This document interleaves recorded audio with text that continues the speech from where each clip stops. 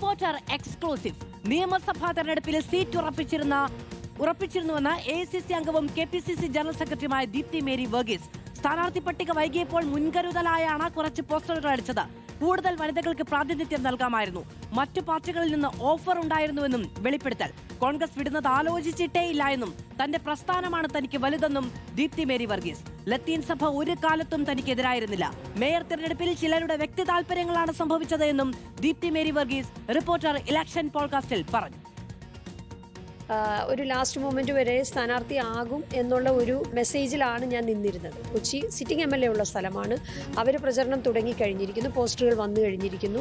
അപ്പോൾ നമ്മുടെ പ്രചരണം പുറകിലായി പോകരുത് എന്നുള്ള ഒരു കാരണം കൊണ്ട് മാത്രം നമ്മളൊരു പ്രാഥമിക വർക്ക് ചെയ്തു വെച്ചു എന്നുള്ളതേ ഉള്ളൂ.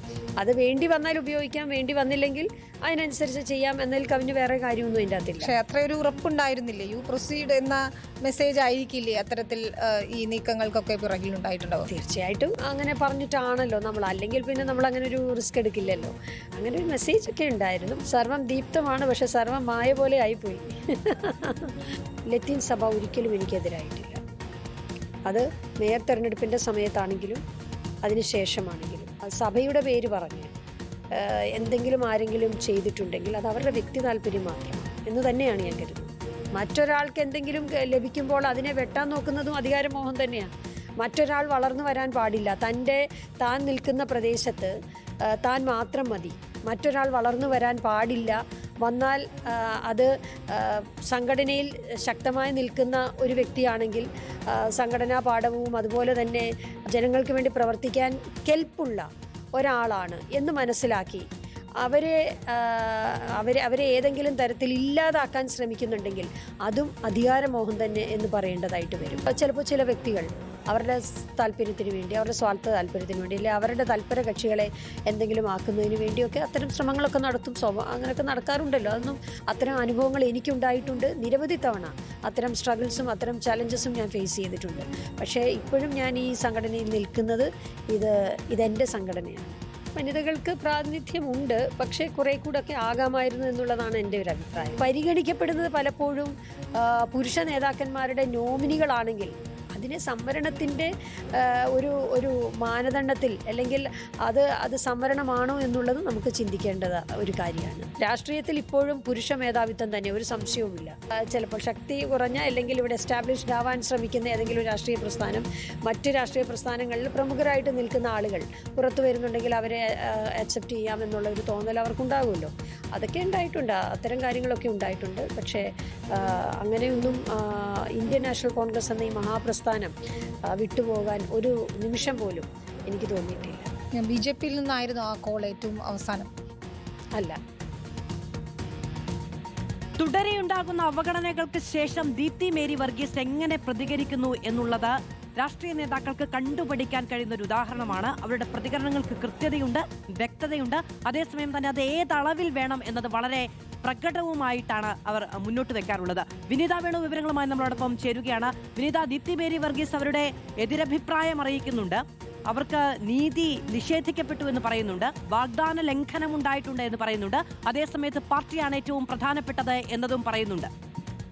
മധു, അത് തന്നെയാണ്. തനിക്ക് ഒരിക്കലും സീറ്റ് ലഭിക്കാത്തതിൽ അവർക്ക് അതിലൊരു പരാതി അല്ലെങ്കിൽ നേതൃത്വത്തിനെതിരെയുള്ളൊരു നിലപാട് എന്ന രീതിയിലല്ല ദീപ്തി മേരി വർഗീസ് പറയുന്നത്. തനിക്കുണ്ടായ അനുഭവങ്ങൾ തുറന്നു പറയുന്നു എന്ന് വേണം നമുക്ക് ഇതിനെ വിലയിരുത്താൻ. സീറ്റ് നൽകുമെന്ന് ഉറപ്പുണ്ടായിരുന്നു. അവസാന വട്ടം വരെയും തന്റെ പേരുണ്ടായിരുന്നു എന്ന് ദീപ്തി മേരി വർഗീസിന് അറിയാമായിരുന്നു. അതുകൊണ്ട് തന്നെയാണ് യു പ്രൊസീഡ് എന്ന മെസ്സേജ് ദീപ്തിക്ക് കിട്ടിയിരുന്നു. അതുകൊണ്ട് തന്നെയാണ് കുറച്ച് പോസ്റ്ററുകൾ അടിച്ചത്. മാത്രമല്ല അവിടെ കൊച്ചി സിറ്റിംഗ് മണ്ഡലമാണ് LDF-ന്റെ. അതുകൊണ്ട് തന്നെ അവർ മുൻനിരയിലായിരുന്നു പ്രചാരണത്തിൽ. ആ ഘട്ടത്തിൽ തനിക്ക് സ്ഥാനാർത്ഥിത്വം ലഭിക്കുകയാണെങ്കിൽ പിന്നോട്ടായി പോകരുത് എന്ന് കരുതിയാണ് അത്തരത്തിൽ പോസ്റ്ററുകൾ തയ്യാറാക്കിയതെന്നാണ് ദീപ്തി പറയുന്നത്.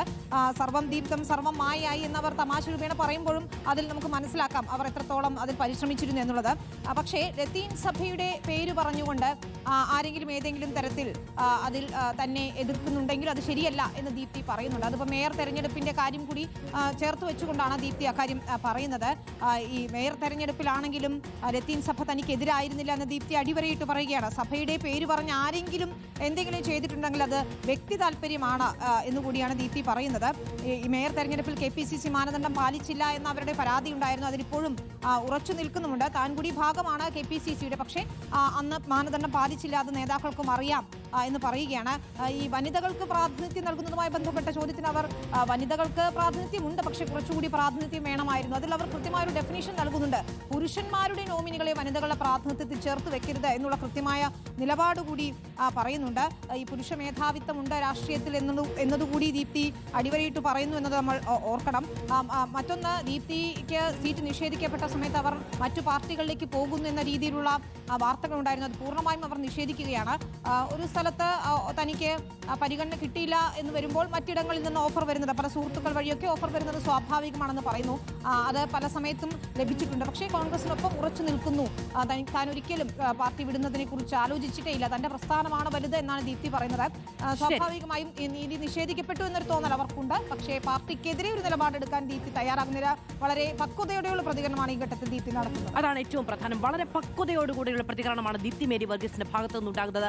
സീറ്റ് നിഷേധിക്കപ്പെട്ടു, അന്യായമായി നിഷേധിക്കപ്പെട്ടു, പക്ഷെ പാർട്ടിക്കൊപ്പം ഉറച്ചു നിൽക്കും.